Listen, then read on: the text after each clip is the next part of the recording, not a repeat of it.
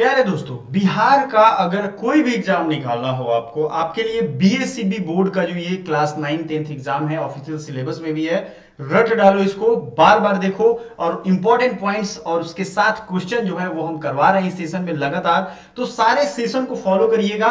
हमारा शाम में जितना भी मैराथन सेशन आ रहा है ये आपके एग्जाम के लिए है। आपने प्रीवियस ईयर क्वेश्चन देखा है, इस बार का जो क्वेश्चन आ रहा है वो आपको मैंने दिखाया है, आई बटन पे टैग कर दिया है, देख लो जाकर के। देखो, संविधान निर्माण से हम बात करेंगे। संविधान निर्माण हमारे देश में हमारे किस तरीके से निर्माण की आवाज उठी, कहां से शुरू हुआ, ये सब। लेकिन ये चैप्टर शुरू कैसे होता है, इसमें साउथ अफ्रीका से शुरुआत की गई है कि साउथ अफ्रीका का एक एग्जांपल दिया गया, दक्षिण अफ्रीका। देखो, संविधान होता क्या है, बहुत सारे बच्चे तो ये जानते ही नहीं है। संविधान के बारे में आप एक बात समझ लो, आप घर में रहते हो, घर में क्या होता है कि पिताजी का माताजी का बनाया हुआ कुछ नियम है, लेकिन वो नियम क्या करते हो, आप क्या करते हो, कभी कभी तोड़ देते हो ना। जैसे 10 बजे रात से पहले सो जाना है, सोते हो नहीं सोते हो। पिताजी का भी नियम है कि सुबह उठना है, लेकिन क्या उठते हो, नहीं है। किसी को गाली नहीं देना, लेकिन आप ऐसा करते हो क्या, बिल्कुल नहीं करते हो। तो अगर इन सारे नियमों को, घर के नियम को एक जगह लिख दिया जाए और टांग दिया जाए, या फिर जब भी वायलेट करोगे, आप देश में देखते हो ना, बार बार संविधान की दुहाई देते हैं लोग, चाहे लोकतंत्र में हो या किसी भी तंत्र में हो, लेकिन संविधान का एक अपना इंपॉर्टेंस है। तो उन सब नियमों को अगर एक जगह लिख दिया जाए तो पापा जी तुरंत दिखा देंगे आपको कि बेटा गाली दिए हो, अब तुम्हें एक दिन खाना नहीं मिलेगा। मम्मी बोलेंगी चलो देर से सो रहे हो, अब तुम्हें ये दिक्कत हो जाएगी, है ना।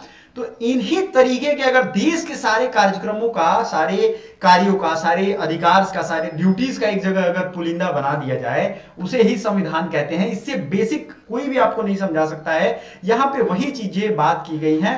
संविधान क्या है, किसी देश का शासन जिन नियमों एवं सिद्धांतों के आधार पर चलता है, उन्हीं नियमों या सिद्धांतों को अगर संग्रह कर दिया जाए, संविधान कहते हैं। यस, सो आप हमारे पास पढ़ोगे, चूंकि मैंने खुद बीएचयू से पढ़ाई की है, बीएचयू से यूजी पीजी कंप्लीट किया है, और इस बार चूंकि तीनों दरोगा मैंने निकाला हुआ है, आपको लगातार गाइड कर रहा हूं, जाकर के आप मेरा रिजल्ट भी देख सकते हो, आपको मोटिवेशन मिलेगा। समझ में आया। तो इस अध्याय में हम लोकतंत्र में संवैधानिक स्वरूप की क्यों जरूरत है पढ़ेंगे, कि बदली हुई परिस्थिति के साथ क्या संविधान वही रहता है, क्या संविधान बदला जा सकता है, संविधान क्यों आया, कहां से आया। सबसे पहले दक्षिण अफ्रीका का क्या हुआ था, जहां से संविधान की एक उदाहरण लेंगे हम।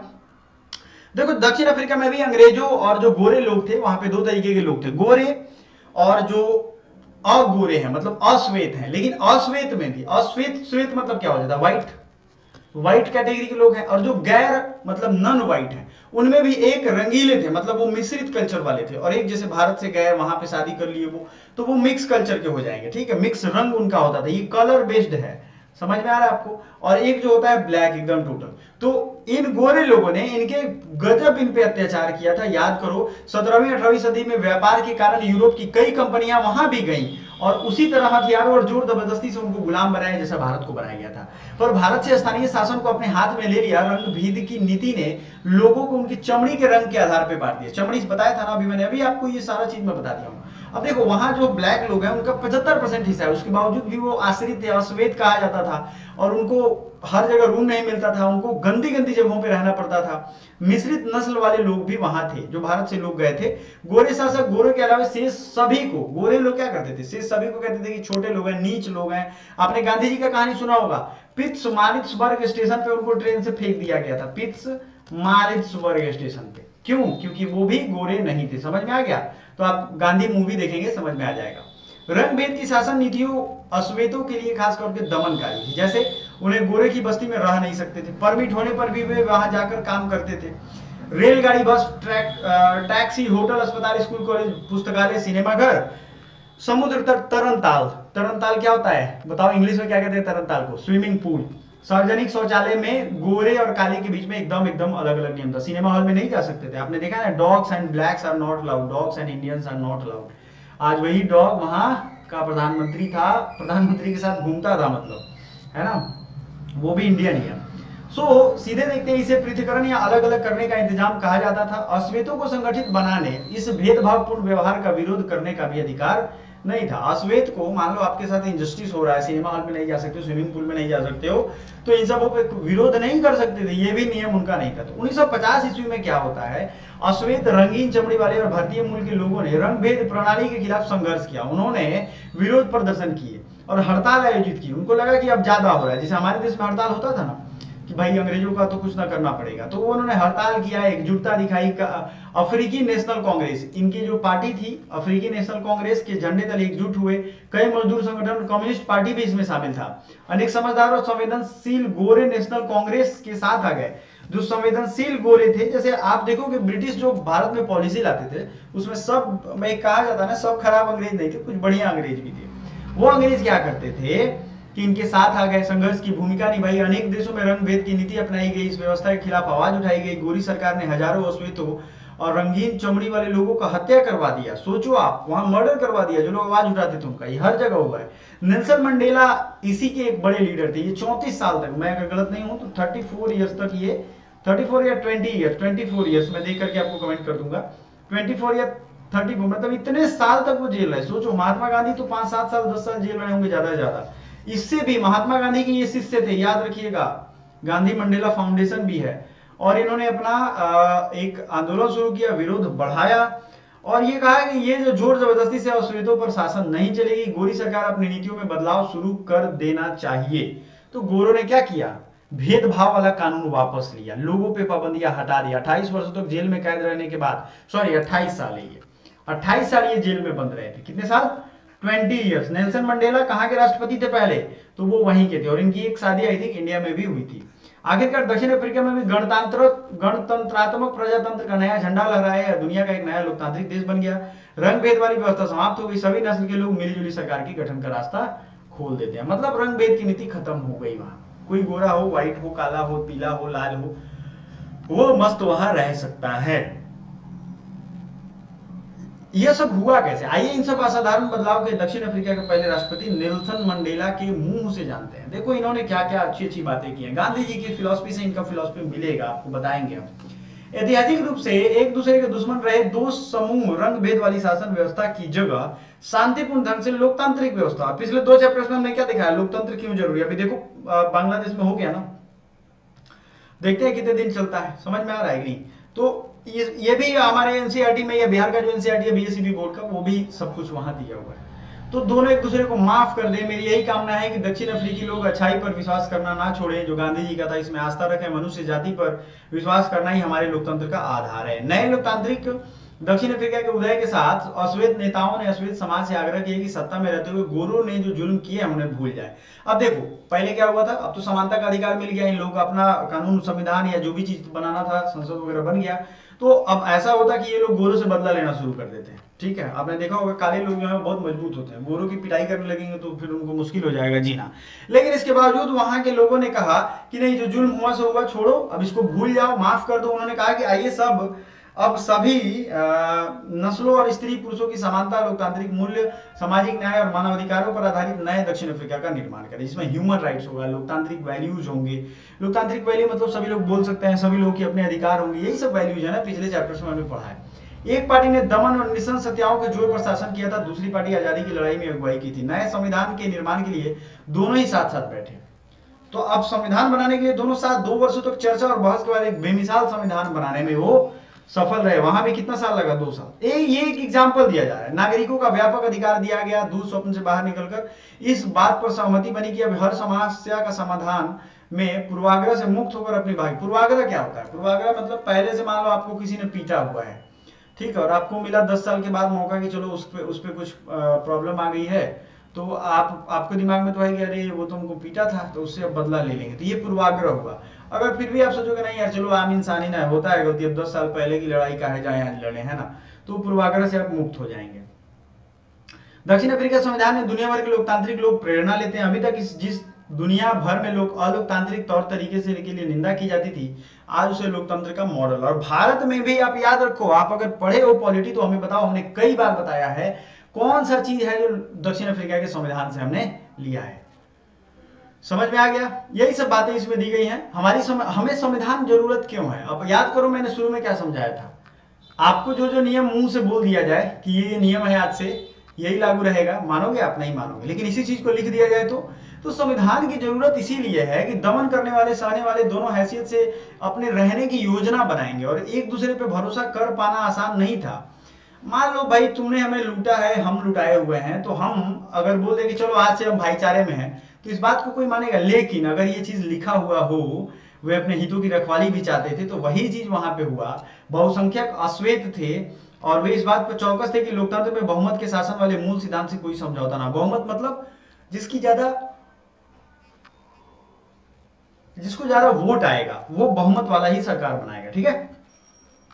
उन्हें ढेरों सामाजिक और आर्थिक सलाहकार चाहिए थे। अल्पसंख्यक गोरों को अपनी संपत्ति और अपने विशेषाधिकारों की चिंता थी। देखो, गोरों के पास संपत्ति ज्यादा था, वो लोग बहुजन थे, ज्यादा संख्या में थे, तो इनको संपत्ति की चिंता थी। तो लंबी वार्ता चली, दोनों पक्षों में समझौता चला। समझौता ये हुआ कि भाई तुम हमारे पास संपत्ति है तो हमारा संपत्ति लूटोगे नहीं, ठीक है, और तुम्हें क्या हम देंगे, तुम्हें हम जो भी सहयोग होगा हमारे से वो करेंगे। लेकिन फिर बात हुआ कि भाई इसको लिखना जरूरी है, तो कल को कोई मुकर गया तो। इसीलिए गोरे लोग बहुत बहुमत के शासन और एक व्यक्ति के वोट को मान गए। अब चूंकि उनको भी हर व्यक्ति को वोट देने का अधिकार हो गया, वे गरीबों और मजदूरों के लिए बुनियादी अधिकारों पर भी सहमत हो गए। अश्वेत लोग भी इस बात पर सहमत हुए कि सिर्फ बहुमत के आधार पर फैसले नहीं होंगे। और अगर हम देखें, जरिए अश्वेत लोग अल्पसंख्यक गोरों की जमीन जायदाद पर कब्जा नहीं करेंगे। समझ में आ गया। और इसी तरीके से भरोसा करके और गारंटी के तौर पे संविधान लिखा गया। क्यों संविधान जरूरी है, समझ में आ गया। भरोसा और बरकरार बनाया जा सके, बाध्यता बनी रहेगी। आप बोलोगे कि नहीं भाई अब तो हम हड़पेंगे, तो बोलोगे तो आईना दिखा देगा, देखो तुम तो लिखे हो, तुम्हारे पूर्वज लिखे हुए हैं। ये चीज है, चुनी हुई सरकार क्या क्या कर सकती है और क्या क्या नहीं कर सकती, यह भी लिखित रूप से मौजूद होता है। इन्हीं लिखित नियमों में नागरिकों के अधिकार भी, परंतु ये नियम तभी काम करेंगे जब चुनाव जीतकर आने वाले लोग इन्हें आसानी से मनमाने ढंग से नहीं बदल सकते। अब मान लो ये चीज लिख दिया गया, लेकिन अगर मनमाना ढंग से चुनाव में जीता हुआ पार्टी है वो इसको बदल दे, तो इस बात का भी ध्यान इसमें रखा गया। तो ये ध्यान रखा गया कि इन नियमों से ऊपर कोई भी सरकार, कोई भी देश का नागरिक नहीं हो सकता है। समझ में आया आपको। इन बुनियादी नियमों के लिखित रूप को संविधान कहते हैं। संविधान रचना सिर्फ दक्षिण अफ्रीका की ही विशेषता नहीं है, हर देश में सार्वभौमिक रूप से इसकी विद्यमानता अनुभव की जाती है। भले ही दुनिया भर में लोगों के बीच विचारों और हितों में फर्क रहता है, लोकतांत्रिक शासन प्रणाली हो या ना हो, पर दुनिया के सभी देशों को ऐसे बुनियादी नियमों की जरूरत होती है। यह बात सिर्फ सरकारों पर ही लागू नहीं होता है, ठीक है। हर संगठन के कानून कायदे होते हैं, संविधान होता है। इस तरह आपके इलाके का कोई क्लब हो, सहकारी संगठन हो, सबका नियम होता है ना, एक संविधान की जरूरत होती है। अभी आपने रिसेंट में देखा होगा, जनसुराज ये पार्टी जो था, मतलब प्रशांत किशोर वाला, वो भी अपना संविधान लिख रहा था। उसमें कितने IAS IPS ऑफिसर बैठ करके और संविधान लिख रहे हैं, उस पर डिस्कस कर रहे हैं क्या इस संविधान का नियम होना चाहिए, क्या इसका एंथम होना चाहिए, क्या स्लोगन होना चाहिए, ये सब चीज है ना। तो संविधान के अनेक काम होते हैं, जिसमें पहला, यह विभिन्न तरह के लोगों के बीच जरूरी भरोसा और सहयोग विकसित करता है। दूसरा, स्पष्ट करता है कि सरकार का गठन कैसा होगा। तो अगर संविधान का काम आपसे पूछा जाए और आपको लिखना हो या आपको टिक करना हो, तो ये ध्यान रखिएगा। फिर सरकार के अधिकारों की सीमा तय करता है और हमें बताता है कि नागरिकों के क्या अधिकार है, ठीक है। समझ में आ गया। चौथा, यह अच्छे समाज के गठन के लिए लोगों की आवश्यकताओं को व्यक्त करता है। जिन देशों में संविधान है लोकतांत्रिक शासन वाले हों जरूरी नहीं, लेकिन जिन देशों में लोकतंत्र शासन है वहां संविधान होना जरूरी है। लोकतंत्र है वहां, जरूरी नहीं है संविधान है तो वहां लोकतंत्र ही है, वो अलग तरीके का शासन भी हो सकता है। हर किसी को संविधान लिखने का अधिकार है, ठीक है। और फ्रांसीसी क्रांति के बाद फ्रांसीसी लोगों ने भी संविधान बनाया, लिखा। भारतीय संविधान के निर्माण का क्या जानते हो आप। देखो, भारत के लोग अब तब गुलाम की हैसियत से निकलकर अपने नागरिकों की हैसियत पाने में बेचैन थे। तो इसके बारे में हिस्ट्री तो हमने खैर पढ़ाया हुआ है, पॉलिटी की प्लेलिस्ट में आप जाकर के देखोगे। विभाजन से जुड़ी हिंसा में सीमा के दोनों तरफ कम से कम 10 लाख लोग मारे जा चुके थे। भारत आजाद हुआ, बड़ी दिक्कत हुई भाई। 1922 में महात्मा गांधी द्वारा उद्गार व्यक्त किया गया कि भारतीय संविधान भारतीयों की इच्छा अनुसार ही होगा। मतलब एक स्टेटमेंट में इन्होंने कहा था 1922 में कि भारतीयों के लिए संविधान अगर बनेगा तो उसमें भारतीयों ही होंगे, उनकी इच्छा से बनेगा। ऐसा नहीं कि कोई भी संविधान बना के हम पे थोप दो, है ना, ये सब नहीं होगा। देखते हो ना, अभी सरकार पागल की तरह कोई कानून बना देती है तो जनता क्या करती है, उनका व्यवस्था लगाती है ना। 1924 में मोतीलाल नेहरू द्वारा ब्रिटिश सरकार से यह मांग की गई कि भारतीय संविधान के निर्माण के लिए संविधान सभा का गठन किया जाए। 1928 में मोतीलाल नेहरू और कांग्रेस के अन्य 8 नेताओं ने भारत का एक संविधान लिखा था, इसको नेहरू रिपोर्ट कहते हैं। उसमें भी अधिकारों की बात की गई थी। 1931 में कराची अधिवेशन में एक प्रस्ताव भी हुआ जिसमें आजाद भारत का संविधान कैसा होगा। इन दोनों दस्तावेजों में स्वतंत्र भारत के संविधान में सार्वभौम वयस्क मताधिकार, सुनो, जब 1928-30 की बात है, ये स्वतंत्र और समानता का अधिकार, अल्पसंख्यकों के अधिकारों की रक्षा की बात की गई थी। इस प्रकार संविधान की रचना के लिए बैठने से पहले कुछ बुनियादी मूल्यों पर भी सभी नेताएं सहमत हो चुके थे। समझ में आया। औपनिवेशिक शासन की राजनीतिक संस्थाओं और व्यवस्थाओं को जानने समझने से भी नई राजनीतिक व्यवस्थाओं का स्वरूप तय करने में मदद मिली। अब समझो आप, देखो अंग्रेज थे जो भी थे, लेकिन उनका शासन का कुछ राजनीतिक संस्था था, व्यवस्था था। इसको जानते समझते लोग अगर नहीं होते तो हम संविधान कैसे बना पाते? ये बात कहना गलत है, नहीं होगा कि उनका जो फॉर्मेट था एक तरीके से 1935 का भारत शासन अधिनियम, आप भी आज भी हमारे संविधान में देखोगे तो लगभग चीजें उसी की उठाई हुई हैं। तो उन्होंने एक विजन दे दिया, एक मतलब तरीका हमें बता दिया कि भाई ऐसा संविधान बनाया जाता है। अंग्रेजों ने जिस विधायी का गठन किया वो बहुत कमजोर थी। 1937 के बाद पूरे ब्रिटिश शासन वाले भारत में प्रादेशिक असेंबलियों के लिए चुनाव कराए गए थे। आपको मालूम है ना, 37 में चुनाव हुआ था, फिर 39 में जब वर्ल्ड वार होगा तो सब लोग रिजाइन करके फिर सरकार भंग कर दिया गया। विधानसभा में जाने का, काम करने का अनुभव तब बहुत लाभदायक हुआ, लेकिन 37 और 39 के बीच में विधानसभा में गए वो लोग, भाषण दिए, उनका काम रोके अंग्रेजों का। तो ये एक अनुभव हुआ ना कि ऐसे सरकार चलती है, ऐसे संविधान लिखा जाएगा और हमारे यहाँ भी सरकार जो चुनी जाएगी वैसे काम करेगी। इसका भारतीय संविधान में कोई संस्थाओं और व्यवस्थाओं को पुरानी व्यवस्था में लगभग जस का तस अपना लिया, जैसे 1935 का भारत शासन अधिनियम। इस भारत शासन अधिनियम में आपने अभी तक जो पढ़ा है ना, इस वाले पोर्शन को बड़ी ध्यान से देखिए और इसको समझिए, आप इसका महत्व समझ पाएंगे। समझ में आ रहा है?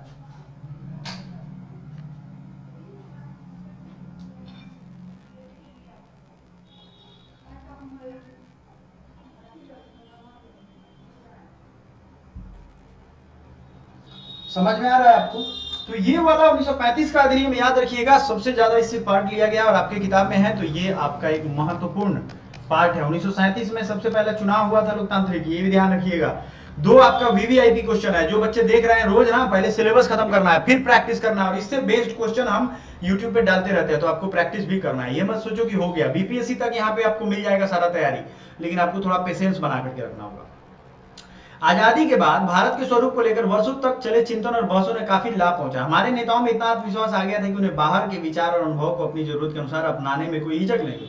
अब बहुत लोग सोचते हैं कि सर हमारे संविधान को बनाने बहुत देश से लिया गया, भीख मांगा हुआ संविधान है जी, पागल की तरह बच्चे बात करते हैं कोई कोई। सुनो समझो बात, क्यों है ऐसा? क्योंकि अगर अच्छा चीज रहे ना तो उसको अपना लेना चाहिए। रहीम का नाम सुने हो, कबीर का नाम सुने हो, कबीर के दोहे हैं, ठीक है, कि चंदन विष व्यापत नहीं लपटत रहत भुजंग। कहा जाता है कि चंदन में कितना भी सांप लपेटे रहे, हालांकि आप देखोगे चंदन की लकड़ी पे आप सांप नहीं दिखाई देता है कहीं, लेकिन चंदन जहां ज्यादा होगा सांप भी वहां होगा तो लिपटा रहता है। लेकिन सांप में तो मधुरता नहीं आ जाती है ना, चंदन में सांप का जहर फैल जाता है। चंदन तो चंदन है, भगवान के लिए इस्तेमाल होता है चंदन की लकड़ी का, समझ रहे हो? तो यही चीज है, ये एक बना दिया गया कि चंदन पे सांप रहता है, तो चंदन की लकड़ी का मतलब एक दिमागी रूप से एक प्रेशर बना दिया, चंदन की लकड़ी पर मत जाना भाई, सांप रहता है वहां पे। चंदन की लाखों पेड़ काट करके, और आंध्र प्रदेश में जो पुष्पा मूवी आई थी देखे होंगे, लोग बेच बात दिए उसको, है कि नहीं? सांप रहता तो उतना काट पाते वो लोग, है कि नहीं? सांप अब उतने हैं नहीं दुनिया में, लेकिन चंदन का एक है कि उस पर सांप हमेशा लिपटा रहता है, ठीक है? तो आग वाग जला दोगे तो सांप बेचारा भाग जाएगा, ये सब चीज है। लेकिन अब चंदन की लकड़ियों पे सांप उतना देखने को नहीं मिलेगा, क्योंकि बीएचयू वगैरह में है, तो हमने देखा है प्रोफेसर वहां लेकर के जाते थे, ठीक है? तो अब यहाँ पे ध्यान रखना है कि उनके विचार और अनुभव को हम अपने तरीके से मोड़ के और अपने संविधान में अपना पाएंगे। समझ में आया क्यों? जरूरत समझ में आ गया आपको? तो हमारे नेता फ्रांसीसी क्रांति के आदर्श, ब्रिटेन का संसदीय लोकतंत्र, ये तो आपने देखा होगा किस देश से क्या लिया गया है। फ्रांस से क्या लिया गया? लिबर्टी, फ्रेटर्निटी, इक्वालिटी, मतलब बंधुत्व, समानता। लिबर्टी का हिंदी होता है स्वतंत्रता, समानता, बंधुत्व, ये होता है। इसी तरीके से अमेरिका में अधिकारों की सूची, बिल ऑफ राइट्स, कहां से लिया गया? बिल ऑफ राइट्स, जो आज हमारे में फंडामेंटल राइट है ना, ये अमेरिका से लिया गया, ध्यान रखिएगा। तो सिर्फ नकल नहीं कर रहे, वे हर जगह सवाल पूछ सकते हैं, भारत चीजों के लिए उपयुक्त होगा कि नहीं होगा? भारत के लिए उपयुक्त होगा तभी ना कॉपी करके रखेंगे जी, उसमें अपने हिसाब से ढाल के, पूरा कॉपी नहीं मारा गया। आपको मालूम होना चाहिए कि 60 देशों से संविधान, 60 कंट्रीज, उस जमाने में सोचो आप, 60 कंट्रीज के कॉन्स्टिट्यूशन को खंगाला गया और तब इसको पढ़ा गया, तब संविधान सभा में ये सब पे चर्चा हुई, तब लिया गया। और आप मानोगे नहीं, उस समय के जितने पढ़े लिखे लोग थे सबका इसमें इंटरेस्ट रहता था। आप जाओ कभी बड़े बड़े लाइब्रेरी में, जैसे बीएचयू में सेंट्रल लाइब्रेरी है, संविधान सभा की जितनी भी बहस हुई है ना, उन सब का रिकॉर्ड है वहां पे, क्या लोग बहस करते थे, किस चीज पे, कौन से बात पे बहस होता था, ये सब वहां पड़ा हुआ है, देखो कभी। चुने हुए प्रतिनिधियों में जो भारत निर्वाचक संविधान नामक विशाल दस्तावेज का लिखने का काम करती है, तो 1946 में सबसे पहला जो भारतीय संविधान सभा के लिए चुनाव हुआ, पहली बैठक 9 दिसंबर 1946 को। उसके बाद 9 दिसंबर 1946 को सच्चिदानंद सिन्हा अध्यक्ष बनते हैं। 11 दिसंबर को डॉक्टर राजेंद्र प्रसाद बनते हैं। ये सब आपने तो पढ़ा ही होगा, लेकिन ये यहाँ पे दिखा है। तब एक बैठक के बाद भारत पाकिस्तान का बंटवारा हो गया और जब भारत का संविधान फाइनली बना तो 299 सदस्य ही बचे थे। इसमें 26 नवंबर 1949 को अपना काम पूरा कर लिया और इसी 26 जनवरी को हम गणतंत्र दिवस मनाते हैं। इस सभा द्वारा 50 साल से भी पहले बनाए संविधान को हम क्यों मानते हैं? मान लो 50 साल से पहले बनाया गया था, क्यों, क्या जरूरी है उसको मानने का? इसके पीछे कारण है कि संविधान सिर्फ संविधान सभा के सदस्यों के विचार को ही व्यक्त नहीं करता, यह अपने समय की व्यापक सहमतियों को व्यक्त करता है। उस समय की जो सहमति है, सारी संविधान सभा में लोगों ने ऐसे ऐसे करके सबको पास किया है। पिछली आधी सदी से ज्यादा की अवधि में अनेक सामाजिक समूहों ने संविधान के कुछ प्रावधानों पर सवाल उठाए हैं, उठाते हैं लोग, है ना। जैसे कुछ लोग कहते हैं कि चलो भाई अभी भी डिस्क्रिमिनेशन खत्म नहीं हुआ, कुछ लोग कहते हैं नहीं हुआ है तो इसको बदल दिया जाए, ये बदल दिया जाए, वो बदल दिया जाए, है ना। राजनीतिक दल ने खुद को संविधान की वैधता पर सवाल नहीं उठाया। एक चीज याद रखिएगा, पर किसी भी सामाजिक समूह या राजनीतिक दल ने खुद संविधान की वैधता पर सवाल नहीं उठाया। ये एक बड़ी बात है। सब लोग संविधान के कुछ प्रावधानों पर सवाल उठाते हैं, ठीक है, लेकिन कोई ये नहीं कहता कि संविधान बेकार चीज है। कोई कहता है, सुने हो, मार के उसका उड़ा देंगे सब काम, जो ये सब फालतू की बकवास लगाता है। संविधान क्या है, हमारा ही तो है वो, है ना। तो उसका कुछ में गड़बड़ी हो सकता है। तो ये इंसान का शरीर है तो क्या करता है, थोड़ा बहुत इलाज करते हैं उसका, है कि नहीं है। इसलिए आपको इस बात का पूरा ध्यान रखना चाहिए कि संविधान को हटाना, बदलना, इस तरीके की जो बात करते हैं वो बेवकूफ बना रहा है। कोई भी क्या कह सकता है ज्यादा से ज्यादा, यह असाधारण उपलब्धि है, याद रखिएगा, थोड़ा मोड़ा उसमें बदलाव हो सकता है।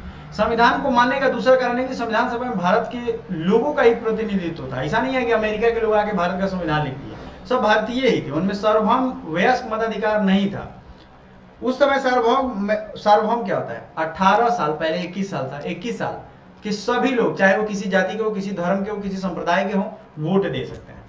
संविधान सभा का चुनाव देश के लोग प्रत्यक्ष ढंग से नहीं कर सकते थे। इसका चुनाव मुख्य रूप से प्रांतीय असेंबली के सदस्यों ने ही किया था। प्रांतीय असेंबली मतलब प्रोविंशियल जो असेंबली था ना, जैसे मान लो भारत का रियासत समझ लो। देखो दो तरीके की बात होती है, एक प्रिंसली स्टेट था और एक था रियासत, जो भारत की रियासतें थी। तो ये रियासत जो है इनसे लोग चुने गए थे और प्रिंसली स्टेट कहीं कहीं था, उससे लोग चुने गए थे। कुल मिला के अंग्रेजों का ये चोंचला है, टेंशन नहीं लेना है आपको, लेकिन थे तो भारत ही। सामाजिक रूप से इस सभा में सभी जाति, वर्ण और धर्म के लोग गए थे। अगर इसमें अनपढ़ लोग भी थे और बहुत पढ़े लिखे लोग भी थे। मताधिकार के जरिए हुआ था, तब इसका स्वरूप काफी कुछ इस तरीके का होता। अनंततः जिस तरह संविधान सभा ने काम किया वह संविधान को एक तरह की पवित्रता और वैधता देता है। संविधान सभा का काम काफी व्यवस्थित, खुला और सर्वसम्मति बनाने के प्रयास पर आधारित था। सबसे पहले कुछ बुनियादी सिद्धांत तय किए गए, उन पर सबकी सहमति बनाई गई। बुनियादी मतलब जरूरत, बेसिक फाउंडेशन। जैसे हमारा देश सेकुलर देश होगा, ऐसा नहीं है कि हिंदू देश बना देंगे इसको, मुस्लिम देश बना देंगे, क्रिश्चियन देश बना देंगे, जैन बौद्ध नहीं, सभी धर्मों का बराबर व्यवस्था, बराबर इज्जत मिलेगा सबको। सबसे पहले कुछ बुनियादी सिद्धांत यही है। हमारे देश में कोई अगर आंतरिक मुद्दा होता है तो इसमें सोवरेनिटी रहेगा। सोवरेनिटी मतलब स्वयंभू होंगे, हम अपना डिसीजन हम लेंगे। संविधान समिति के प्रमुख डॉक्टर भीमराव अम्बेडकर ने चर्चा के लिए प्रारूप समिति बनाया था, प्रारूप संविधान समिति बनाया था, जिसमें प्रत्येक धारा को कई दौर तक, कई बार 2000 से ज्यादा संशोधनों पर विचार भी हुआ, कई बार चर्चा हुआ। 2000 से ज्यादा संशोधन आए थे, लागू किया जाए नहीं किया जाए। 3 वर्षों में 114 दिनों की गंभीर चर्चा हुई। चर्चा ऐसी होती थी कि जिसको सुनेंगे आप तो समझ में आएगा। और उस समय संविधान इतना बड़ा नहीं था। आज के सांसद तो चौड़े होकर बैठते हैं। इन लोगों को देश का मतलब सांसद जो आज वाले हैं, इनको पैसा खर्चा करने में मजा आता है। पुराना जो संसद भवन था उसमें डर लगता था, समझ रहे हो क्यों डर लगता था? क्योंकि उसमें अब जगह थोड़ा कम हो गया था। जगह मतलब अब नया वाला जो सेंसस होगा उसके बाद तो बढ़ाया जाएगा ना, तो इन लोगों को इसकी चिंता हो रही थी कि उसमें थोड़ा इसे धक्का मुक्की करके बैठना पड़ेगा। सब मोटू हो गए हैं, सब खा पी के। बात समझ आ गया? तो उस समय संसद भवन छोटा था तो सब लोग बोलते थे तो सुनते थे। अभी की तरह जो कुत्ते की तरह हल्ला करते हैं ना, देखते हो झाँव झाँव झाँव झाँव काँव काँव किए रहते हैं सब संसद भवन में। सब चाहिए। इन लोग एक एक दिन में 50-50 करोड़ रुपया खर्चा करवा देते हैं संसद भवन में, दिन भर काम कुछ नहीं करते हैं। इसलिए इस देश का हाल है। नेता अगर पढ़े लिखे होंगे तो इतना कंस्ट्रक्टिव क्रिटिसिज्म करेंगे, बात करेंगे, वहां सुनेंगे, समझेंगे देशों को, है कि नहीं? तो भाई देखो, याद रखिएगा, इन्हें कॉन्स्टिट्यूएंट असेंबली डिबेट्स नाम से 12 मोटे मोटे खंडों में प्रकाशित किया गया। याद रखिए, कॉन्स्टिट्यूएंट असेंबली डिबेट्स आपको मिल जाएगा, ठीक है, हर बड़े बड़े संविधान, या आप चले जाओ पटना यूनिवर्सिटी में भी मिल जाएगा। इस बहस के हर प्रावधान के पीछे की सोच और तर्क को समझा जा सकता है, क्यों उसको वो लागू किया गया। संविधान की व्यापकता के लिए इस बहस के दस्तावेजों का उपयोग होता है आज भी। मान लो किसी चीज पे कंफ्यूजन हो गया, जैसे राइट टू प्रॉपर्टी पे कंफ्यूजन हो गया था, तो सब मोटा मोटा किताब खुलाया उस समय जाकर के, लोग पढ़ते हैं उसको, लॉ के जो बड़े बड़े डिग्निटरीज हैं वो पढ़ते हैं, कहाँ पहुंचे, क्या क्या समझे हैं। संविधान सभा में अनेक सदस्य जो कांग्रेसी नहीं थे, इस समाज में अलग अलग समूहों का प्रतिनिधित्व था, विचारधारा भी अलग अलग थी, सब लोग है यहाँ पे। अब समझो भारतीय संविधान के बुनियादी मूल्य, बुनियादी क्या है, बुनियाद मतलब बेसिक। ऐसा नहीं है कि आज किसी को राइट दे दिए, हमारे संविधान में ये सब नहीं है कि आज राइट है कल भगा दिए उसको देश से, ऐसा कुछ नहीं है, ठीक है, उसका राइट नहीं छीना जाए। इस संविधान में हम विभिन्न विषयों पर संविधान के प्रावधानों का अध्ययन करेंगे। हम यह जानने की कोशिश करेंगे कि हमारे संविधान के पीछे का दर्शन क्या है। दर्शन समझते हो, विजन, फिलॉसफी, क्या विचार पढ़कर हम इस बात को समझेंगे कि परंतु हमारा संविधान स्वयं अपने दर्शन के बारे में जो कहता है उसे पढ़ना भी उतना ही जरूरी है। संविधान की प्रस्तावना यही काम करती है, समझ गए बच्चों। प्रस्तावना में क्या होता है, प्रस्तावना पूरे संविधान का कुंजी है, आईना है। बच्चों तुम्हें भारतीय संविधान निर्माताओं की सूची में महात्मा गांधी का नाम न होने की हैरानी भी हुई होगी। ये संविधान सभा के ऐसा महात्मा गांधी ने, मतलब ये बड़ी हैरानी वाली बात है, उन्होंने इसमें पार्टिसिपेट ही नहीं किया। संविधान सभा के अनेक सदस्य उनके विचारों के अनुयायी थे। 1931 ईस्वी में अपनी पत्रिका यंग इंडिया में संविधान सभा में अपनी अपेक्षा के बारे में लिखा था, मैं भारत के लिए ऐसा संविधान चाहता हूं जो उसे गुलामी और अधीनता से मुक्त करे। मैं ऐसे भारत के लिए प्रयास करूंगा जिससे गरीब व्यक्ति भी अपना माने और उसे लोग की देश को बनाने में उसकी हिस्सेदारी समझ में आए। ऐसा भारत भी इसमें लोगों का उच्च वर्ग निम्न वर्ग न रहे, मतलब वर्ग ना हो, क्लास ना हो कि हाई क्लास है ज्यादा पैसा वाला है। ऐसा भारत जिसमें समुदाय के लोग दूसरे से मेल जोल से रहे। ऐसा भारत में छुआछूत, शराब, नशीली चीज का कोई जगह ना हो। लेकिन देख रहे हो अभी तो भारत में शराब वराब है ही। औरतों को मर्दों की जैसी अधिकार मिले और मैं इससे कम पर संतुष्ट नहीं होगा। जाहिर सी बात है ये सब लागू भी होगा। भेदभाव और गैर बराबरी मुक्त भारत का सपना डॉक्टर भीमराव अम्बेडकर के मन में भी था। ये संविधान में इनका क्या महत्वपूर्ण भूमिका है, असमानता कैसे दूर की जा सकती है, अपने विचारों दूसरों से अलग थे। उन्होंने अक्सर गांधी और उनके जरिए उनकी कटुर आलोचना की। संविधान सभा में दिए गए अंतिम भाषण में उन्हें अपनी चिंताओं को बहुत स्पष्ट ढंग से रखा था। 26 जनवरी 1950 को हम विशेषाधिकारों से भरे जीवन में प्रवेश करने जा रहे हैं। राजनीति के मामलों में हमारे यहाँ समानता होगी, पर आर्थिक और सामाजिक जीवन असमानताओं से भरा होगा। देखो अभी तो संविधान बना तो क्या हो गया, वोट अब कोई भी दे सकता था, लेकिन क्या सभी लोग अमीर थे, सभी लोग गरीब थे, ऐसा नहीं है। तो आर्थिक और सामाजिक तौर पे अभी भी असमानता है। अभी भी आप देखते हो है राजनीति में, हम एक व्यक्ति एक वोट, अभी भी देखते हो आप कहीं राजस्थान में है, आईपीएस का है ना बन जाए, घोड़ा पे चला गया शादी करने तो उसको पिटाई कर देते हैं सब। कैसे पागल लोग हैं, हमको तो समझ में नहीं आता है। उनको क्या मतलब है यार, घोड़ा पे बैठ के जाए, हाथी पे बैठ के जाए शादी करने, कहां से कहां दुनिया चला गया, घोड़े हाथी में लटके हुए हैं सब। तो सामाजिक असमानता हो गया ना, इनका दिमाग खराब है कि कभी चाहते नहीं है कि भारत में शांति हो। कोई मान लो किसी को क्या मतलब है, शादी एक पर्सनल अफेयर है, शादी किसको कैसे करना है वो अपना डिसाइड करे। तो घोड़ा पे बैठ जाएगा तो उस दूसरे जाति वाले को पता नहीं कैसे खराब लग जाता है। गधे लोग हैं ये लोगों को कोई काम नहीं है। आप देखोगे जो इस तरीके के फालतू लोग हैं ना, बेरोजगार बेकार बैठे हुए, जिनके दिमाग में खुरपात चलता रहता है रील्स देख के, वो यही सब जाति वाला आग को भड़काते हैं। समझ में आ रहा है, वो काम कुछ है नहीं। मान लो वो जाएंगे घोड़ा पे बैठे हुए किसी को मारने, उतनी देर में उसका 10,000 लॉस हो जाए तो जाएगा, कभी नहीं जाएगा, उसको कोई काम ही नहीं है। समझ में आ रहा है। तो ये सब फालतू उन्होंने उसी समय कहा था, उस समय तो और भी ज्यादा था। आर्थिक जीवन में हम अपने सामाजिक और आर्थिक ढांचे के कारण ही एक व्यक्ति एक वोट के सिद्धांत को नकारना जारी रखेंगे। अब इस विरोधपूर्ण जीवन को कितने लंबे समय तक जीते रहेंगे हम? अपने सामाजिक और आर्थिक जीवन में कब तक समानता को नकारते रहेंगे? अगर यह नकारना ज्यादा समय चला तो हम अपने राजनीतिक लोकतंत्र को ही संकट में डालेंगे। इनका कहना था कि आर्थिक और सामाजिक समानता भी होगा, नहीं तो राजनीतिक लोकतंत्र भी संकट में आ जाएगा, और ये सच है। आखिर में 15 अगस्त 1947 को मध्य रात्रि में जवाहरलाल नेहरू का प्रसिद्ध भाषण को याद करेंगे। इसमें ट्रिस्ट विथ डेस्टिनी। कभी आप लोग संसद गए हो क्या? संसद बहुत लोग पुराना वाला या नई वाला घूमने जाओगे ना, तो वहां ये सब स्पीच भाषण रखा हुआ है, ट्रिस्ट विथ डेस्टिनी। जाइएगा वहां पे तो आपको सुनाई देगा, long years ago we have made a tryst with destiny and ऐसे करके बोलते हैं। वो लंबा स्पीच है, वो ओरिजिनल है वो। तो वर्षों पहले हमने अपनी नीति के साथ साक्षात्कार किया था, यही इसका हिंदी है। वक्त आ गया है कि वायदों पर अमल करें, पूरी तरह या हर तरह से नहीं तो काफी हद तक। घड़ियां जब मध्य रात्रि की घंटा बजाएंगी, अब सारी दुनिया सोती रहेगी। हाँ, ये इंग्लिश में है। तब भारत नए जीवन की शुरुआत करेगा, आजाद होगा। इतिहास में कभी कभी कभार ही ऐसा मौका आता है जब हम पुराने को छोड़कर नए में प्रवेश करते हैं। एक युगांत होगा लंबे समय से, और किसी राष्ट्र की दबी हुई आत्मा प्रस्तुतित होती है, आवाज आती है ऐसे पवित्र क्षेत्र में। देखो उन्होंने इंग्लिश में बोला था भाई, ये हिंदी ट्रांसलेशन है। उसे भी अधिक मानवता की सेवा में समर्पित करें, हमारे लिए यही उचित है। आजादी की सत्ता जिम्मेदारियां लाता है, भारत के संप्रभु लोगों का प्रतिनिधित्व करने वाली संप्रभुता संपन्न अब जिम्मेदारी होगी। आजादी के जन्म से पूर्व हमारी पूर्व प्रसव पीड़ा झेली, बहुत मतलब परेशानी हुआ है, फिर भी इतिहास अब बीत चुका, भविष्य अब सुनहरे संकेत दे रहा है। कहां तक पहुंचे, क्या क्या समझे वहां पर दिया। जिन मूल्यों ने स्वतंत्रता संग्राम की प्रेरणा दी, दिशा निर्देश दिए, इस क्रम में जांच परख लिए कि वे भारतीय लोकतंत्र का आधार बने। अब ऐसा नहीं है कि वहां हम लड़ रहे हैं समानता के लिए अंग्रेजों से, और जो लोकतंत्र हमारा नया बना पाकिस्तान की तरह, तो पाकिस्तान में समानता मानता कुछ नहीं है, वहां जिसकी लाठी उसकी भैंस। अमेरिका पैसा देता है, वो जैसा चाहता है सरकार वहां चलता है। किसी का दम नहीं है कि अमेरिकन गवर्नमेंट का बायकॉट कर पाए, कर ही नहीं पाएगा वो।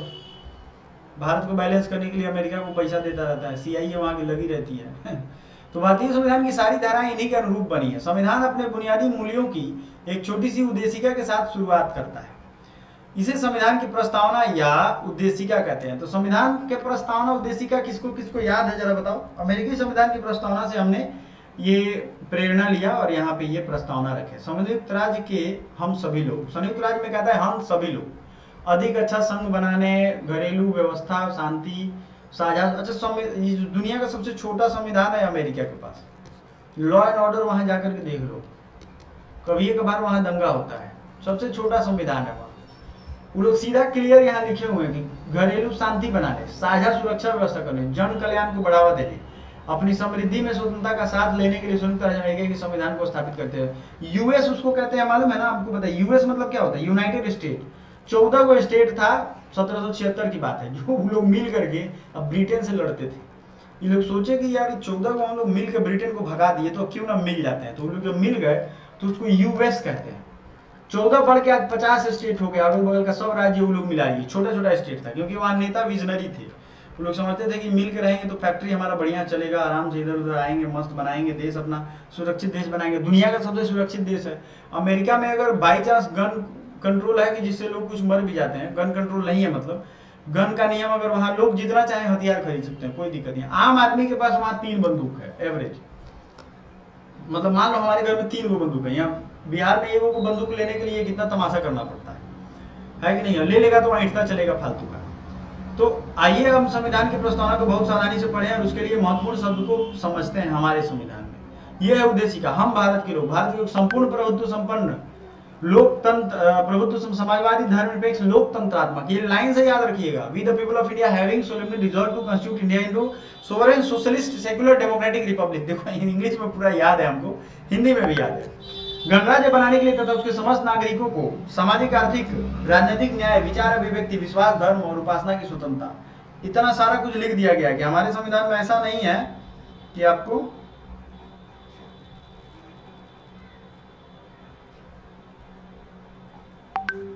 ठीक है, ये याद रखिएगा। क्लियर है? गणराज्य बनाने के लिए तथा उसके समस्त नागरिकों को विचार व्यक्ति, धर्म, उपासना की स्वतंत्रता, प्रतिष्ठा, अवसर की समानता, ये सब प्राप्त करने के लिए उन सभी को राष्ट्र की एकता सुनिश्चित और बंधुता बढ़ाने के लिए, दृढ़ संकल्पित होकर 26 नवंबर 1949 को आत्मार्पित करते हैं। आखिरी में याद रखिएगा, स्वयं करें स्वयं सीखें। अब भारत और संविधान और इसका संविधान दोनों का तुलना करिए। लिख कह रहा है क्या कि संविधान का जो प्रस्तावना है, अच्छा प्रस्तावना नहीं पूरा कह रहा है, प्रस्तावना की तुलना। तो आइए देखते हैं। संविधान की प्रस्तावना लोकतंत्र पर एक खूबसूरत कविता सी लगती है, वही दर्शन मिलते हैं उसमें, ठीक है ना? तो आपको ये समझ में आ रहा होगा, है कि नहीं? जिसे पूरे संविधान का नहीं, यह दर्शन सरकार के किसी भी कानून फैसले के मूल्यांकन और परीक्षण का मानक तय करता है। इसके सहारे परखा जा सकता है कि कौन सा कानून जो है वो ठीक है, कौन सा कानून खराब है, अच्छा बुरा है। प्रस्तावना में भारतीय संविधान की आत्मा बसती है। भारत का संविधान ये है, आपने देख लिया। अब अमेरिका का देखे थे कितना छोटा है, हम बोले ना 4-7-8 पेज का उसका पूरा संविधान है अमेरिका का, खत्म कहानी। लेकिन उस देश में कोई जो लिख दिया है मतलब ना साझा सुरक्षा व्यवस्था करने, तो सुरक्षा व्यवस्था कर देता है। दुनिया में भी देखता है कि जहाँ जहाँ उसको उसके विरोध के लोग हैं उनका भी सुरक्षा कर देता है। समझ में आ रहा होगा आपको, है कि नहीं है? ये सब चीज है जो अमेरिका के संविधान से हम लोगों को सीखना चाहिए, ठीक है?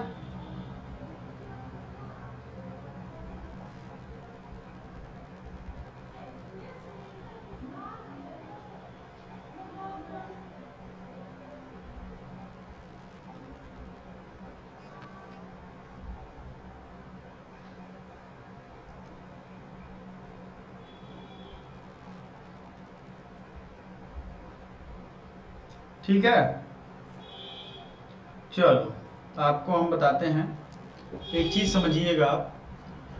आइए हम संविधान की प्रस्तावना को बहुत सावधानी से पढ़ेंगे और इसके मतलब को समझते हैं।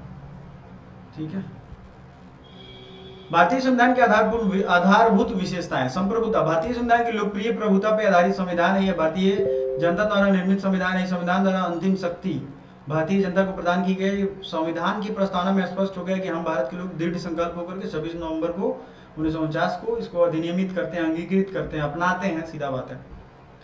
तो विशालकाय लिखित संविधान है हमारे में, 395 से अधिक अनुच्छेद और 12 अनुसूचियां हैं। यह इतना व्यापक कोई भी संविधान नहीं है। संविधान संघात्मक है, संघ और राज्यों के बीच में संबंधों का संविधान में व्यापक रूप से वर्णन किया गया। संविधान में मौलिक अधिकार हैं, विभिन्न परिस्थितियों में उन पर लगाए गए प्रतिबंध हैं और इसके कारण आकार में वृद्धि हो गई। बहुत सारे अधिकार जोड़े गए, हटाए गए। संविधान की विशालता का सबसे बड़ा कारण है कि भारतीय संविधान में न केवल सिद्धांतों का वर्णन है बल्कि प्रशासनिक प्रबंधों का भी विस्तृत वर्णन किया गया। वास्तविकता है कि संविधान केवल एक संविधान ही है वरन देश की संवैधानिक प्रशासनिक महत्वपूर्ण पहलुओं की एक विस्तृत संहिता भी है। तो देखो बच्चों, इस सेशन लाइक कर देना क्योंकि इसमें सारी चीजें जरूरी की हम बढ़ा रहे हैं आपको। संविधान भारत के एक लोकतांत्रिक गणराज्य की स्थापना की। लोकतंत्रात्मक शब्द इस बात का परिचायक है कि सरकार की शक्ति का स्रोत जनता में निहित है। लोकतंत्रात्मक सरकार जनता के लिए जनता द्वारा स्थापित की जाती है। सरकार की स्थापना जनता के प्रतिनिधियों द्वारा की जाती है। प्रतिनिधियों का चुनाव जनता वयस्क मताधिकार से करती है। गणराज्य में ऐसे तात्पर्य है जहां शासनाध्यक्ष वंशानुगत ना होकर। गणराज्य क्या होता है ये पूछा जाता है। गणराज्य, गण तो आपने देखा होगा, गणराज्य का मतलब होता है कि वहां वंश के आधार पे अब कोई नहीं रहेगा। बिहार में हो गया ऐसा कि लालू पहले शासन किया, उसकी पत्नी शासन की और उसके बाद अब उसका बेटा लगा हुआ है कि वो मुख्यमंत्री बन जाए। तो इसका मतलब क्या हो गया, लोकतंत्र थोड़ी ना है, गणतंत्र हो जाएगा अगर ऐसा होने लगेगा। तो चुना के ही जाए, क्या फर्क पड़ता है, लोग को बेवकूफ बना के वोट ले लेना है और ये कर लेना है। तो गणतंत्र मतलब मैंने समझा दिया आपको, एक नेता, उसका बेटा, उसका घर के लोग यही बनेंगे, वंशानुगत नहीं होगा, निश्चित अवधि के लिए चुना जाएगा। उसके बाद गणतंत्र का अर्थ है कि यहाँ शक्ति का संपूर्ण स्रोत गण अथवा जनता में। समाजवादी राज्य, भारतीय संविधान में प्रशासन के समाजवादी सिद्धांत पर बल दिया गया। जिस राजनीतिक प्रशासनिक सिद्धांत के अंतर्गत व्यक्ति की उपेक्षा संपूर्ण समाज को विकास करना, समान अवसर प्रदान करना, उसे समाजवाद कहते हैं। इसका उद्देश्य संपूर्ण समाज में आर्थिक, राजनीतिक, अधिकारिक दृष्टि से समानता स्थापित करना है। संविधान के 42वें संविधान संशोधन द्वारा प्रस्तावना में समाजवादी राज्य घोषित किया गया है। समाजवादी यानी सोशलिस्ट। अब आ जाते हैं, अगला वर्ड है धर्मनिरपेक्ष। क्या मतलब है, यह भी एक विशेषता प्रमुख है। 42वें संविधान में यह जोड़ा गया। धर्मनिरपेक्ष राज्य घोषित किया गया। धर्मनिरपेक्ष राज्य का तात्पर्य राज्य की दृष्टि से सभी धर्म समान है। राज्य के द्वारा विभिन्न धर्मावलंबियों में कोई भेदभाव नहीं है। मौलिक अधिकारों के अंतर्गत यह कहा गया कि राज्य धर्म, जाति, लिंग या इनमें से किसी एक के आधार पर नागरिकों में कोई भेदभाव नहीं करेगा। समझ में आ गया। संसदीय शासन प्रणाली, भारत में संसदीयात्मक व्यवस्था को अपनाकर संसदीय सर्वोच्चता को स्वीकार किया जाता है। इस शासन व्यवस्था के अंतर्गत शासन की वास्तविक सत्ता मंत्रिपरिषद में निहित होती है। मंत्रिपरिषद का नियंत्रण व्यवस्थापिका द्वारा होता है। व्यवस्थापिका के जीवन पर्यंत ही अपने पद पर रहती है। आपने देखा होगा, संसदनात्मक व्यवस्था, संसदात्मक व्यवस्था क्या वास्तविक सत्ता मंत्रिपरिषद में होती है। मंत्रिपरिषद का नियंत्रण व्यवस्थापिका पर होता है। राष्ट्रपति और राज्यपाल संवैधानिक प्रमुख ही होते हैं। राष्ट्रपति, याद रखिएगा, संवैधानिक प्रमुख होते हैं हमारे देश के, ठीक है। और वे अपने उत्तरदायी मंत्रियों की मंत्रणा के आधार पर ही कार्य करते हैं। मतलब मंत्री, काउंसिल ऑफ मिनिस्टर जो बोलेंगे वही काम करेंगे। संघीय शासन प्रणाली हमारे यहाँ, अब देखिए ये विशेषताओं को ध्यान रखिएगा। ये पढ़ने के लिए तो आप कहीं से भी पढ़ सकते हैं, लेकिन समझना जरूरी है। यहाँ संघ है हमारा, राज्यों का एक संघ है, अर्थात शासन की प्रणाली संघीय शासन प्रणाली होगी। संविधान ने शासन शक्ति को एक स्थान पर केंद्रित न होकर केंद्र और राज्य सरकार के बीच में बांट दिया है। यदि केंद्र और राज्य सरकार के अधिकार क्षेत्र को लेकर कोई विवाद होता है तो उसे हल करने का अधिकार न्यायपालिका को दिया गया। ऐसा नहीं कि आपस में केंद्र और राज्य लड़ मरे और संभाले। तो इसको हाईकोर्ट या सुप्रीम कोर्ट में देखते हो, केस दनादन होता है एकदम। भारत में संघात्मक शासन प्रणाली तो है, परंतु यह संयुक्त राज्य अमेरिका जैसा संघ नहीं है, क्योंकि वहां राज्यों ने केंद्र को अधिकार प्रदान किया है। यद्यपि सिद्धांत भारतीय संविधान का स्वरूप संघात्मक है, तथापि व्यवहारिक रूप से आत्मा एकात्मक है। व्यवहारिक रूप से यूनिटरी गवर्नमेंट है हमारा, लेकिन अगर हम देखें तो स्वरूप इसका संघात्मक है। यह केंद्र को शक्तिशाली बनाया जाता है इस तरीके से। न्यायपालिका की स्वतंत्रता है हमारे यहाँ, ये भी आपको मालूम है कि अगर न्यायपालिका स्वतंत्र नहीं होगा तो क्या हो जाएगा, जिसकी सरकार रहेगी उसी के पक्ष में बोलेगा। न्यायपालिका को स्वतंत्रता प्रदान करना आवश्यक नहीं, अनिवार्य भी था, क्योंकि ऐसा न होने से लोकतंत्र का अस्तित्व ही खतरे में पड़ जाता। भारतीय संविधान सारे देश के लिए न्याय प्रशासन का एक व्यवस्था करता है, जिसके शिखर पर उच्चतम न्यायालय है। उच्चतम न्यायालय के निर्णय देश के समस्त न्यायालय तथा व्यक्तिगत व्यवस्थाएं सरकार के ऊपर बाध्यकारी होती है। जनता को समान न्याय देने के लिए न्यायपालिका का कार्यकारिणी के दबाव में स्वतंत्र होना आवश्यक है। मौलिक अधिकार और मूल कर्तव्य, देखो इन दोनों का समावेश किया गया है। मौलिक अधिकार हैं हमारे पास, क्या क्या अधिकार है, ये तो पहले अमेरिकी संविधान से लिया गया है, ठीक है।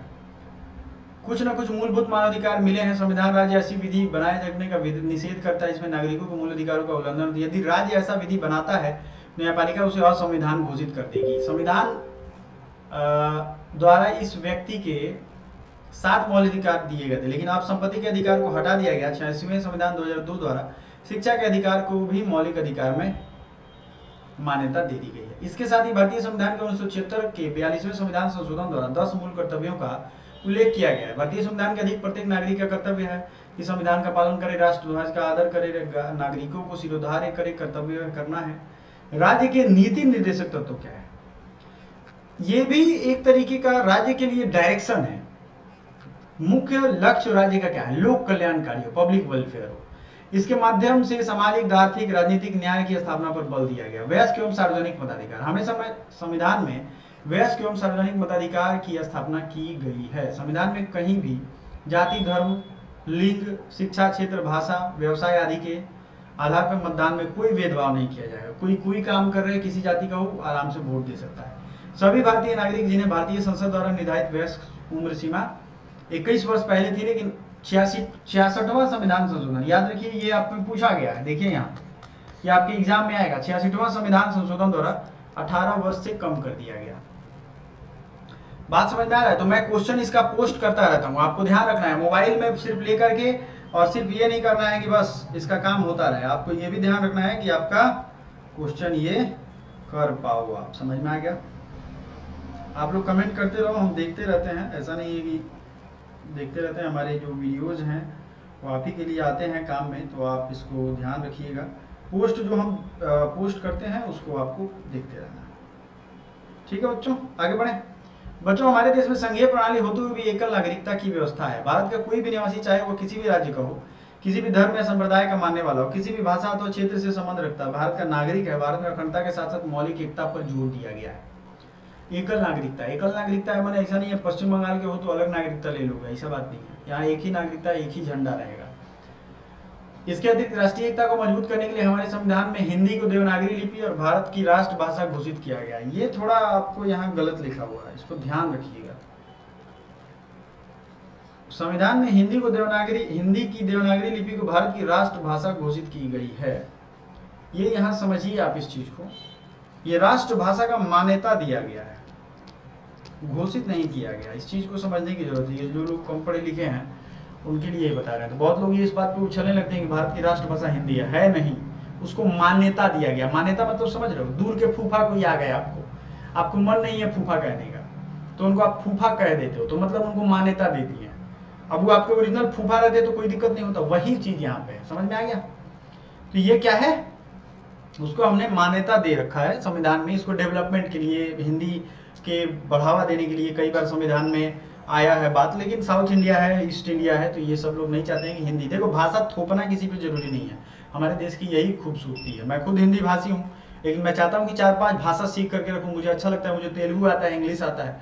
समझ में आ रहा है ना? तो ये कंजर्वेटिव माइंडसेट, मतलब ये अपने ही घर की बात हो गई कि हमको अच्छा लगता है तो हम भाषा यही रखें। बहुत लोग हैं ऐसे कट्टर जो हिंदी चाहते हैं कि पूरे भारत में। तो हिंदी अगर पूरे भारत में हो तो यहाँ से जाकर के तमिलनाडु में जो ट्रेन में ठुसा के बिहारी जाते हैं, तो काहे नहीं वहाँ हिंदी लागे करवा देते हैं, वहाँ तमिल जाके सीख लेते हैं। तो ये अच्छी बात ना है जी कि हर जगह का लोग आएगा जाएगा, 4-5 भाषा सीखेगा, विद्वान बनेगा और सामाजिक समरसता बनता रहेगा, कोई किसी से नफरत नहीं करेगा। तुम्हारा ही भाषा उतना ही बढ़िया है। सबकी जो इंडो यूरोपियन लैंग्वेज है उसमें संस्कृत सबसे महान भाषा है, पहले की भाषा है, और मुझे संस्कृत भी आती है, तो अच्छी बात है ना, 4 भाषा सीखते तो। राजा राम मोहन राय को 12 भाषा आता था, लैटिन आता था, ग्रीक आता था, गुजराती, हिंदी, मराठी सब आता था।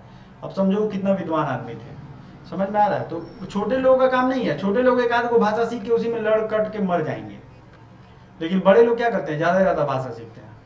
इसलिए समय समय पर इन्हें नया रूप देने, इसमें बदलाव की जरूरत करनी पड़ती है। भारतीय संविधान के निर्माताओं को लगा कि इसमें इसे लोगों की भावनाओं के अनुरूप चलना चाहिए, समाज में हो रहे बदलावों से दूर नहीं रहना चाहिए। उन्होंने इसे पवित्र, अस्थायी और न बदले जा सकने वाले कानून के रूप में नहीं देखा था, इसलिए उन्हें बदलावों को समय समय पर शामिल करने का प्रावधान भी रखा है। इन बदलावों को संविधान संशोधन कहते हैं। अब याद रखिएगा, बीच बीच में जो बदला जाएगा वो सब संविधान संशोधन होगा। राष्ट्र की एकता और अखंडता को सर्वांगीण विकास इसी परिवर्तनशील का प्रेरक तत्व है। अब समय के साथ बदलेगा, वो रहेगा। तो भारतीय संविधान की मुख्य विशेषताएं, जैसे हमारे देश में क्या है, संप्रभुता है, अपना डिसीजन हम खुद ले सकते हैं। विशालतम लिखित संविधान सबसे बड़ा है।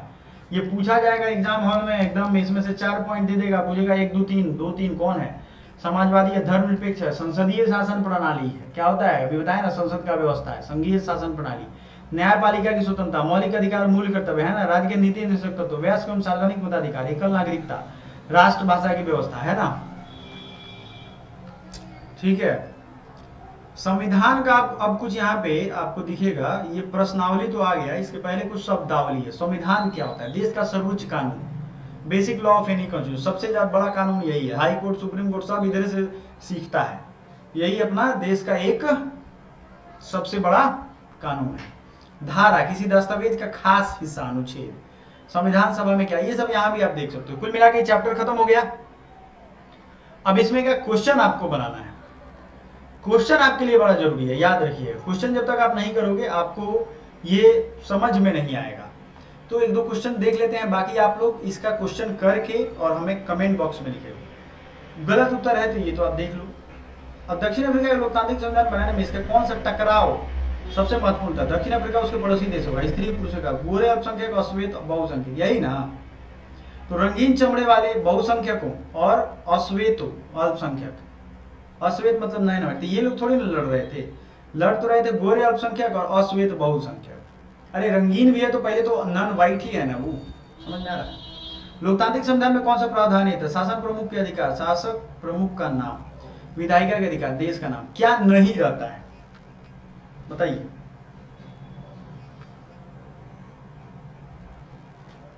शासन प्रमुख के अधिकार और शासन प्रमुख के नाम, ये आपको कमेंट करके बताना है। सब मैं बता ही दूंगा तो आप करोगे क्या? इसको डिटेल में हमने बताया है, जाकर के बार बार देखिए, समझिए और इसका आंसर कमेंट में करिए, मुझे अच्छा लगेगा। पूरा सिलेबस मैं आपका पढ़ा दूंगा, टेंशन नहीं लेना। Thank you so much.